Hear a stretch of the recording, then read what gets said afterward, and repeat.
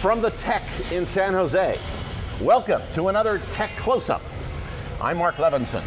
For you first-timers joining us, our monthly programs are not only about Silicon Valley's great innovations, but about some of the great minds who dream them up. Yet this time, we're sort of about time, about where and how some of those great techie ideas first began.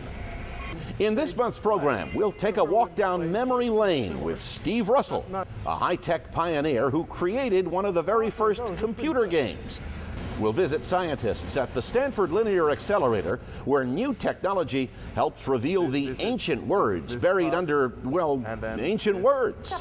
And Christina King shows us how new high-tech tools are helping the elderly stay home and live longer, healthier lives. It's an age-old struggle, how to take ancient documents and preserve them for future scientists to study and to read. You know, paper, as we all know, is a pretty fragile resource. In just a few hundred years, what we write on it might just disappear. That's what kind of amazed us at what's going on at Stanford's Linear Accelerator. SLAC researchers have found a way to take ancient documents and make their hidden secrets come back to life. Some of Stanford's best science lies under a lab called SSRL, the Synchrotron Radiation Lab. It's where electrons race around a 250-yard track, running rings around research that bring ancient scientific history to light. This is a text which no one has ever seen since it was written 1,000 years ago, and which no one has probably understood since the time of Archimedes. He is considered as one of the three greatest mathematicians of all time, probably, if not the. And then the more we learn about him with the palimpsest as well, the more impressive his accomplishments. Archimedes, the Einstein of ancient Greece, father of modern geometry. History recorded a lot of his math on old parchment, but some of it disappeared. 10th century monks scratched out his science and replaced it with prayer and religion. The cover-up is called a palimpsest, an old custom or technique that buried some science forever. Or did it?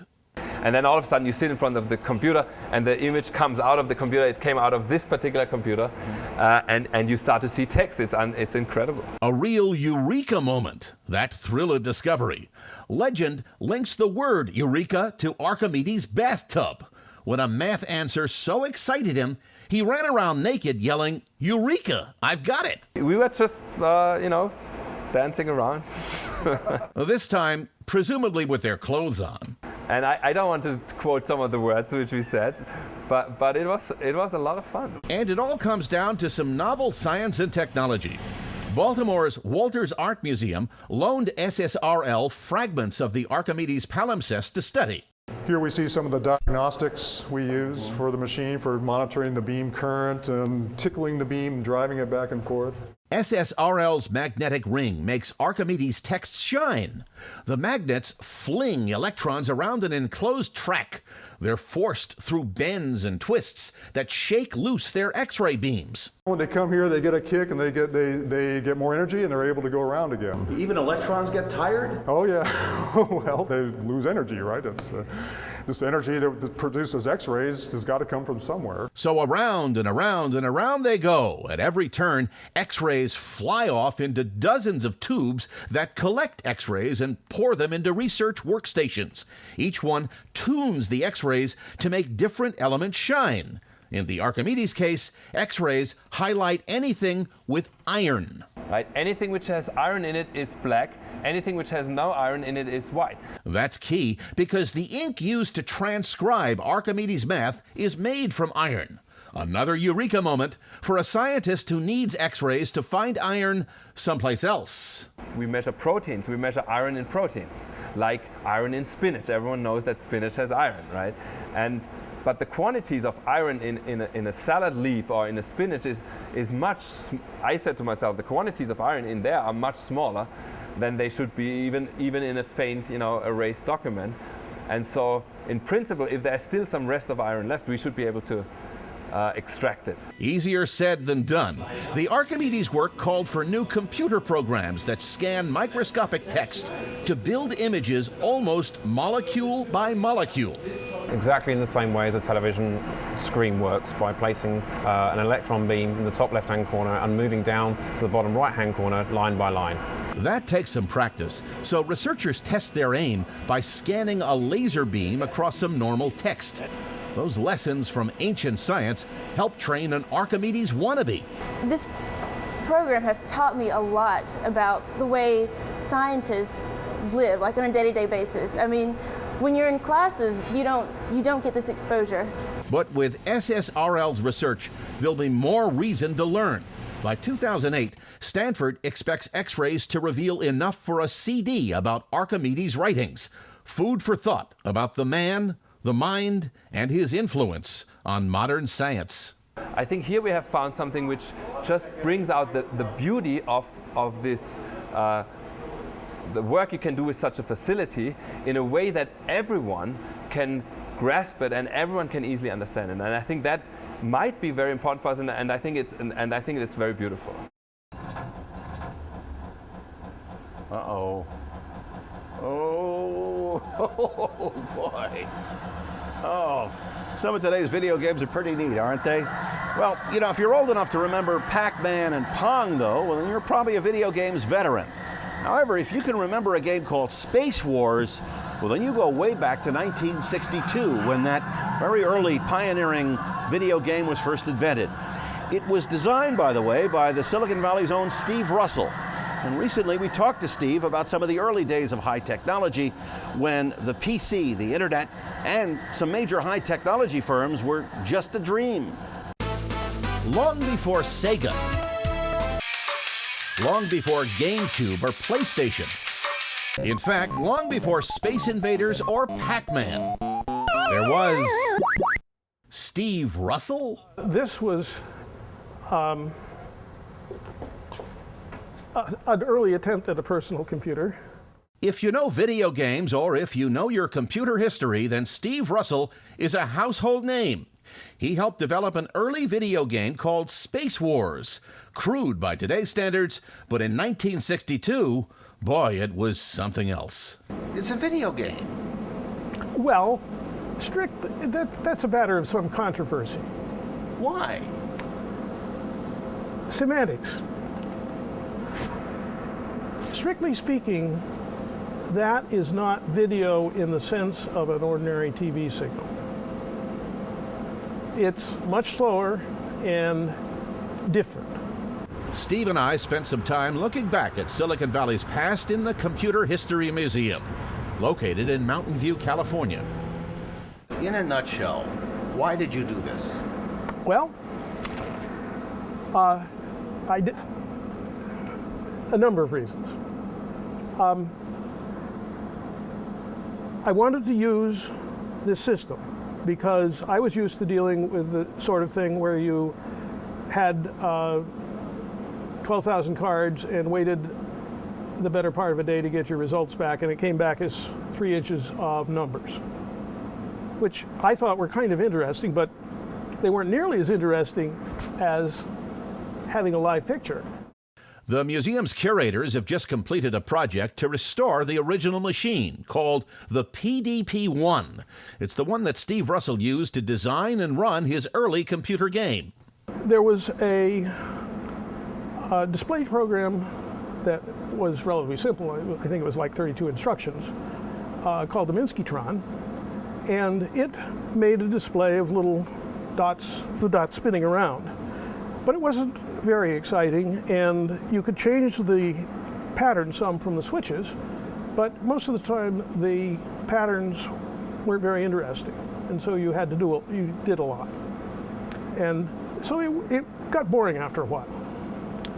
And I thought that you could do a much more interesting display. And at the time, the Americans and the Russians were very much in the space race, and it was pretty clear that people generally didn't understand how spaceships worked. And so it seemed to me that you might be able to do something with spaceships and a display. And I talked it up for about 8 weeks. And a friend of mine eventually said, well, okay, here's the sine and cosine routine. Now what's your excuse? And so I sat down and scratched my head and got the initial demonstration going. And then Pete Sampson added the stars, and Dan Edwards redid the display to make it faster so that it was possible to compute gravity influence on the spaceships. Unfortunately, there wasn't time to compute the gravity influence on the torpedoes.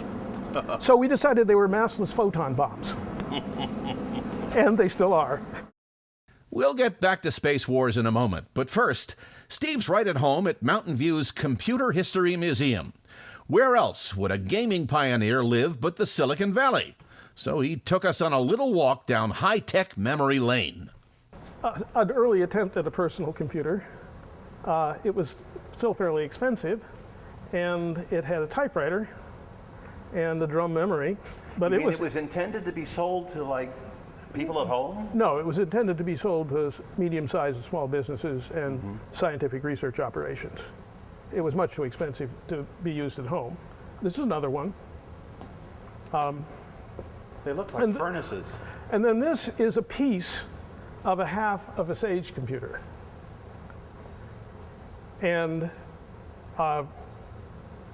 this is the memory unit. Where are we? 4K words.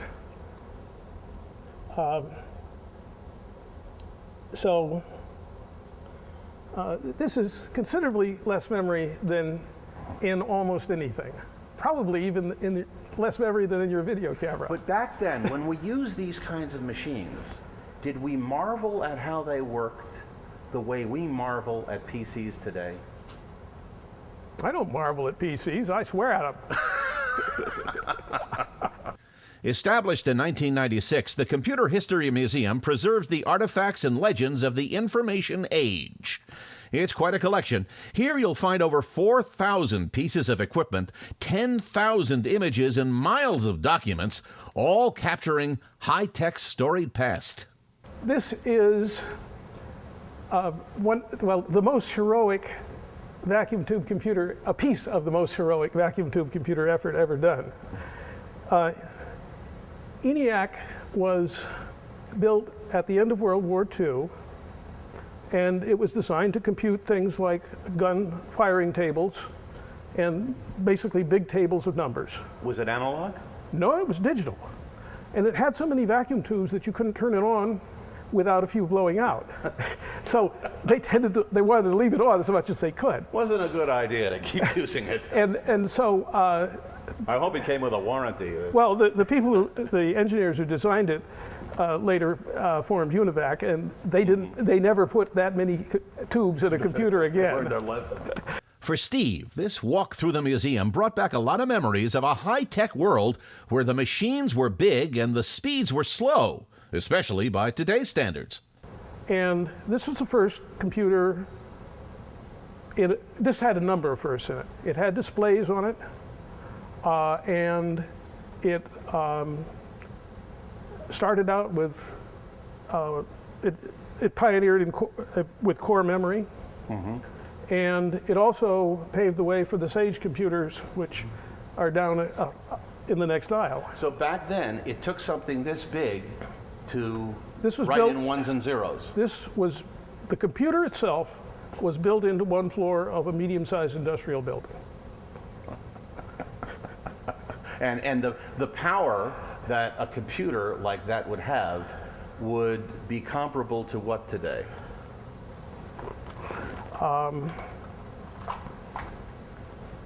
Much less than this. And this is old, this is obsolete, this is very slow. Remember when computer programs were all written on punch cards? Makes you feel old, right? Well, for Steve, this is how the information age was built. What's it like for you to see this and know that you had something to do with taking this kind of old archaic technology and getting it into a new era? I've always been interested in leading edge technology, even if it's 19th century leading edge technology. I'm very fond of 1870s and 1880s railroad equipment. So are you upset then that we actually made things better? No, I'm very interested in how it got that way, and helping push it along a little more. You'll notice I have a hearing aid. Yes. This is one of the things that was responsible. Oh, really? What happened?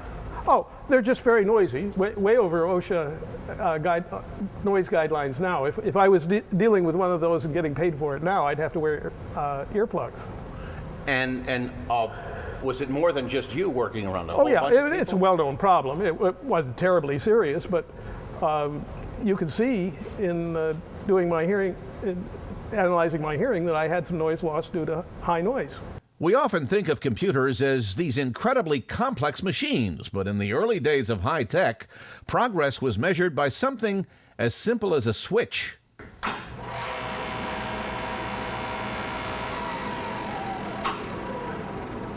Now, you said this is one of the world's first personal computers? In the sense that there was one switch that you switched to turn it on and anyone could do it. Almost all of the previous computers, there was a ritual involved. But that's about and you as far had to as have we someone get. with training in the ritual in order to get it up and working. From ENIAC to the first generation or the next generation of vacuum tube computers, the number of elements shrunk. Yeah. But ever since then, the elements have been getting smaller and smaller and faster and faster. And we've been packing more and more of them into one box. Mm-hmm. Yeah. And we're not done yet. In fact, this is considerably more complicated than ENIAC. Now, I don't have to worry about it because it's boringly reliable. And I can turn power off and on and nothing breaks. As contrasted with ENIAC, where you turn power off and on and you spend a week debugging it.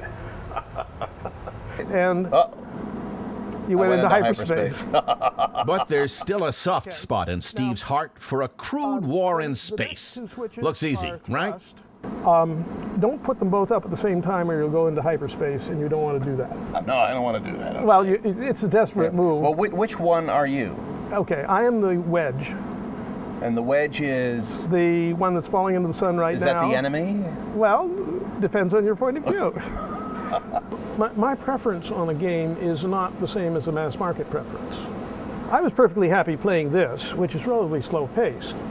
But one of the things that the arcade versions did was took advantage of faster computers and made it much faster paced. And that made it more popular. Steve Russell was one of a small group of engineers who constantly tried out new approaches to solve problems. And no idea was too crazy. And every now and then, people grab onto an idea and develop it, and it gets refined. Like, when I was at Stanford, one of the projects I worked on was taking a PDP-1 and making it into a multi-user system, which could run 12 users at once. And one of the things, there was a big argument about how to make the keyboard. There always is when you make a new keyboard. And Klaus Wirth, who invented Pascal and did a bunch of other things, insisted that we put some extra buttons on it, so that you could push these modifier buttons when you typed an ordinary character. And your PC has Control and Alt. That's where it came And from. I originally thought it was a very bad idea, but Wirth was very insistent, and he was right. Anyone with aging parents or friends knows the challenge of staying independent can be pretty hard. But thanks to a partnership between a local agency and a high-tech company, there are now new ways for senior citizens to still stay at home and yet get the care and attention they need. Here is Christina King with a look at how technology tools are slowly but surely becoming the elderly's best friends. Please answer this question. How do you feel today? That question doesn't always bring an easy answer from Barbara Brown. At 73 years old, Barbara has osteoarthritis, and she relies on this small talking machine called the Health Buddy.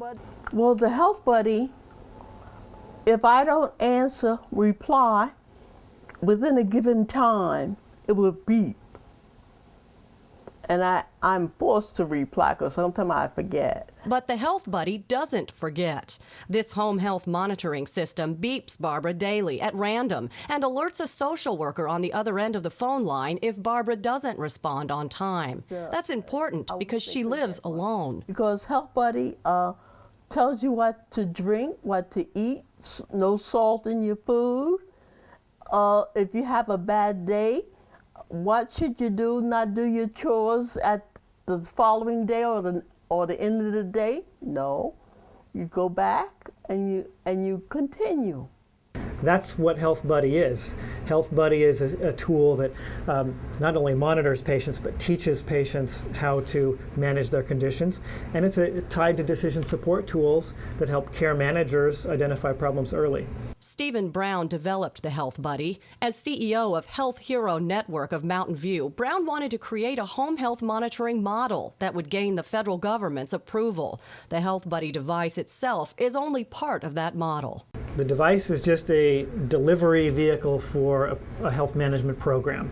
The program is part software and coaching and educating you about your condition, and it's part software for a care manager to be able to analyze that data and identify problems early. And it's also the services that a care manager does in keeping track of how patients are doing and following up when there's a red flag. The goal is to teach people to manage their chronic conditions at home, keeping them out of hospitals and nursing homes. This technology is being tested as a reimbursable Medicare benefit if it proves successful in keeping patients healthier. The system is in 7,000 homes nationwide. 35 of those homes are in Santa Clara County, where Barbara Brown lives in her San Jose apartment. The Health Buddy is very good. I recommend it for every senior citizen. In addition, she wears an electronic necklace called the Lifeline with a button she can push in case she falls and the Health Buddy isn't close by. Barbara Brown, this is Sandra with Cancer and Aging Silicon Valley Lifeline. Do you need help? No, I don't. We're just testing. Thank you for testing. Everything's working fine.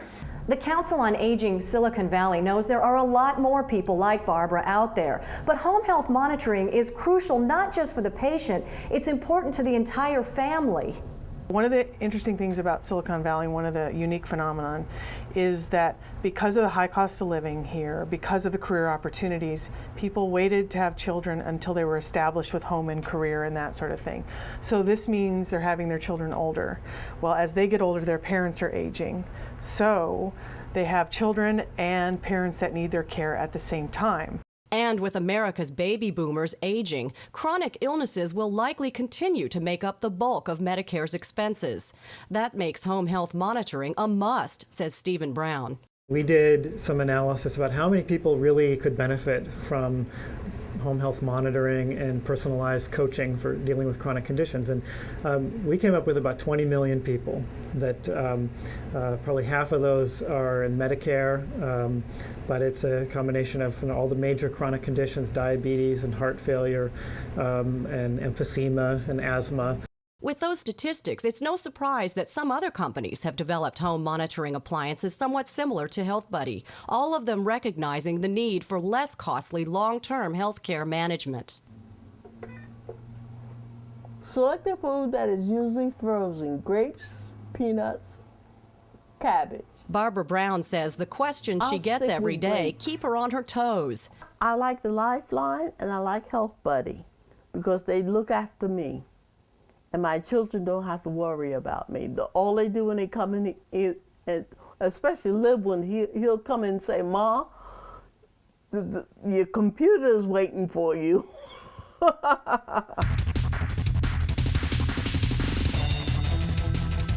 Well, every once in a while, we folks at Tech Closeup want to make sure that we stay in shape, and that's why our host here from the Tech Museum, Tony Santos, has given us an opportunity, or given me an opportunity to stretch my legs, but this is more than just exercise. Yeah, very much more. This is a new exhibit we have called What's Up. I thought it meant slavery, but go ahead. Yeah, exactly. Yeah. What's Up talks about energy efficiency and how new technologies can really be a lot more energy efficient. To think about, you know, developing technology and what it means for personal choices we make for ourselves and also societal choices. So as a really good example, we have an LED traffic light. Light emitting diodes are this revolutionary technology that's changing the way we light efficiently. And how many watts is it taking me? So it's taking you 6 watts only to generate power for this LED. So basically it's a walk in the park to get that light going. Absolutely. Compared to a traditional incandescent traffic light, which will take you 69 watts. You mean a heart attack? Basically. Yeah.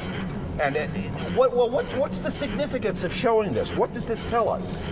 Basically thinking about what developing technology means for the impact on society and choices we can make for ourselves. So if I was the power company, right, this means I have to produce more power to make that light go, absolutely, as opposed to make that one go. Implications for the power company, implications for city managers and city planning departments, thinking about less resources to do sort of the same task. And I see that the fan is the highest. Right, so a traditional cooling fan takes, which we all know box fans take 79 watts to generate power for, versus a new evaporative cooler which takes only 37 watts. So it's relatively easy for the power company to make a high-tech fan go. Right. But if you can, so now 79 watts. Oh, there we go. There we go. Oh my God. Not that easy, right? Oh, it makes you feel bad for the power company. Right. And when could you ever actually feel bad for the power company? Right, yeah, this is your one chance. Yes. Oh, well, it teaches a lesson, though. It sure does, yeah. About how much energy we waste when technology is inefficient. Right, so now we can think about catching up to the technology. The technology is developing at such a rapid rate. We can catch up, we can save money, we can be more efficient. Pretty cool. And as I catch my breath. Right. Tony, thanks. Always, yeah, thank you. Great spending time with Tony, especially when you got to catch your breath, isn't it?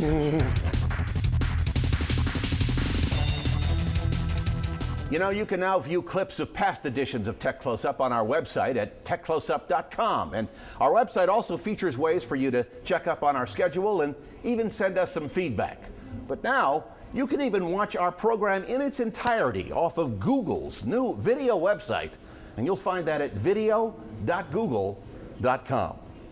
Thanks for joining us. I'm Mark Levinson. And remember, if you want to stay close to the technology that drives this great Silicon Valley, well then join us next time for another edition of Tech Closeup.